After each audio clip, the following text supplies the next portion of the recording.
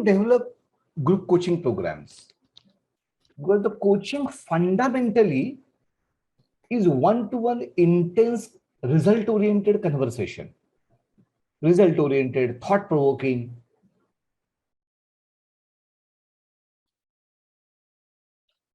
So when we talk about group coaching, the program design has to be intelligent and you have to follow a defined process. So there are some types of group coaching models. So don't focus on the names and all that, but I will just simply explain you. One model is called as cohort model. So you can take a cohort or you can create a cohort of say 5 to 10 people. And generally this particular cohort is at the start of your career. When you start exploring group coaching, generally you start with a cohort. You get some 5 to 10 people who have a common interest, and then you start coaching them. So the cohort is a separate individual cohort, and that cohort will have a specific purpose. So this is a cohort model. So generally, cohort is a model which you must utilize at the start of your journey as a group coach. Once you get expertise into this cohort, how to manage people and how to group coach them and the do's and don'ts and the challenges in the group coaching, then you can move to a program model. So a program model is also a very interesting concept. It is the program has a defined structure, of course, it is called as a program. And the people join the program at any point in time. So the difference between this program and the training program is the training program will start and end at the same time and people can join only at the start, right? At the start of the program, and the program will end. In a group coaching program model, right? So you create a program, means, for example, this particular master class. It's a program model. Why it is a program model? I'm talking about the group coaching. So don't confuse it with the training program. I'm talking about the group coaching program model. Why? Because you can join this particular series at any time. It starts with emotional intelligence. It ends with the group coaching, but you can join either at emotional intelligence or NLP or positive psychology or spiritual intelligence or neuroscience or group coaching. Why? Because it is a round robin program model. So your second stage, once you get experience with the cohort model, is to go for a program model. Why? Because the program model is easy to market. It has less cost to market. Why? Because it is a continuous series, right? So whatever is your branding and marketing expenses get distributed over a longer period. So this is the beauty of a continuous program model. So it is an intelligent model. So don't take it lightly. So once you have a regular series, it becomes more cost effective to manage the regular series, barring the initial cost. So the initial, there will be more cost, but then management will become cost effective. So this is a program model. In a program model, of course, many people combine it with the pre-recorded material and the online coaching. So right now, what I'm doing is not coaching. Right now, the master class is a training, right? I'm only talking, right? So it's a training model. It is not a group coaching model. I just explain you the concept of the master class is similar to the program model of a group coaching. But in a group coaching, it is a coaching. So I will treat you as a coachee and there will be a totally different kind of conversation, right? There will be the outcome of the session and evoking awareness, everything. Right now, don't mistake this as a group coaching. This master class is not a group coaching program. It's a training program, right? But the type, the way the program is designed on a continuous basis is synonymous to the program model of a group coaching, and generally it is online format, and in future also. See, in future, 80% of the interventions are going to be online, 80% plus. Coaching online, training online. Now the world is changing. So the COVID is just a start.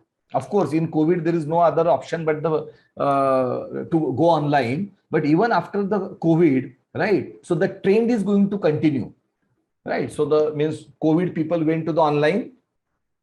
When there will not be any COVID, there will be very slight dip into the online, but again there will be growth. So during the COVID, right, what was the percentage of the online? In future, on a long-term basis, the percentage of online will be even more. So the future is all about the online format. Once you get expertise into the program model, then you should go for a membership model. In a membership model, you get a consistent membership fee on a monthly basis, quarterly basis, or annual basis, right? It's a membership fee.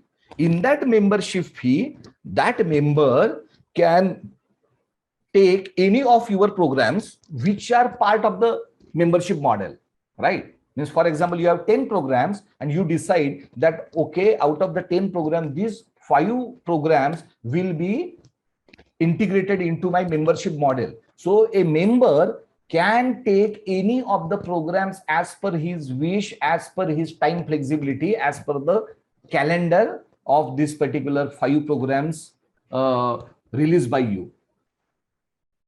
This is the most profitable model.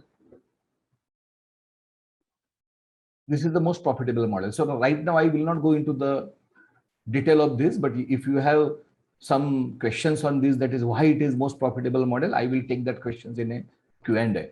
So ultimately, you should move from a cohort to program to a membership model. The future of executive business and relationship coaching is a hybrid coaching model. It is the future, and I will brief you on that in some time. So how to design a effective group coaching program? I will not go ahead with the each and every pointers, but I will just highlight few pointers. The number one, involve the potential group members into the program design. Not the actual customers, the potential customers, potential group members into the program design. I'm just telling you the smart ways without explaining in detail. Leverage their talent. It is all about their talent and their wisdom. It is nothing to do with your wisdom. I'm talking about the domain wisdom. Coach wisdom, of course, you have to have. There is no other way. If you are not a wise coach, there is no question that you will do group coaching. The group coaching is a little bit complex model. Only a wise, experienced coach can do it. But the wise, experienced coach will not use his own individual domain expertise into the group coaching. The wise, experienced coach will always utilize the wisdom of the group into group coaching. Of course, the program has to be designed for the broad outcomes. For example, in a buddy coaching session, I'm going to give you 4 options to choose from. They are all broad outcomes. And when you will see those 4 options, you will understand what do I mean by broad outcomes. You must co-create the session agenda and exercises with the group members. You cannot have the standard exercise and the standard agenda. Of course, you will have the design in place. You will have a structure of the group coaching program in place. But the specific interactions, specific exercises, specific agenda has to be co-designed. That is why it is group coaching. Otherwise, it will become training, right? Creating a safe, see, in a group, there are different kind of dynamics, right? People may not necessarily know each other that well. So how they will come up with their goals and problems, that is the skill. So how you will create a safe learning environment and how you will create the trust within the group. Creating a trust within the team is also challenging. Although at a face value, it should not be that challenging, right? Because it's a team with a common goal and blah, blah, blah, working together. But in spite of that, creating trust in the team is a challenging thing. So can you imagine how challenging it will be to create a trust within the group members? But there are pros and cons also. Why? Because the group is not going to be working together forever, right? So the stakes are less. So for a limited period, creating trust is easier. But when you know that you have to work for a long time, right, you will take time to develop trust. So there are pros and cons into it. But yes, so it is a bit challenging, and you need to really use the management wisdom to develop trust within the group members so that they will open out in front of each other with their ideas, and they will become vulnerable. Otherwise, they will not become vulnerable. But again, the another side of a group coaching is, if I don't know you that much, I don't have any risk in becoming vulnerable, right? But if I know you and if we are going to work together on a continuously basis, then I will think twice before becoming vulnerable. So there are pros and cons, right? So in some ways, group coaching is easier. In some ways, the group coaching is, say, bit tricky. But with the experience, you will learn that. Whatever I'm saying is applicable for the team as well. Creating a safe and open learning environment has to be in the team also. Encourage vulnerability has to be in team also. But the group is bit trickier than team. So I am giving you the pointers for the group. Whatever is applicable for the group, it is applicable for the team as well. So you can utilize all these pointers in your team coaching program design as well. But I'm just taking the reference of the group coaching, which seems to be at a face value little bit trickier than the team coaching. Create opportunities to evoke awareness, and then you have to monitor engagement of each member. See, this is also a very, of course, it applies to the training as well. I'm not saying it is a very special item only in the group coaching. In the training also, you have to engage each member, right? Means it should not happen that only a few members are active and other members are not active. The same applies to the group coaching as well. Let the group members share their learnings at the end of each session. Means, for example, if you have a large group, within that large group, you can create further small groups of three, four people, and then they will share their group understanding at the end of the group coaching session. So it is same as coaching, right? In a individual coaching, it is the coachee who shares coachee's learning at the end of the session. So the same way in a group coaching, group share their learning with the coach. Group coaching requires a platform. In an individual coaching, a normal Zoom or a normal conversation is all right. But when the number of people are more, you need to have a proper communication platform.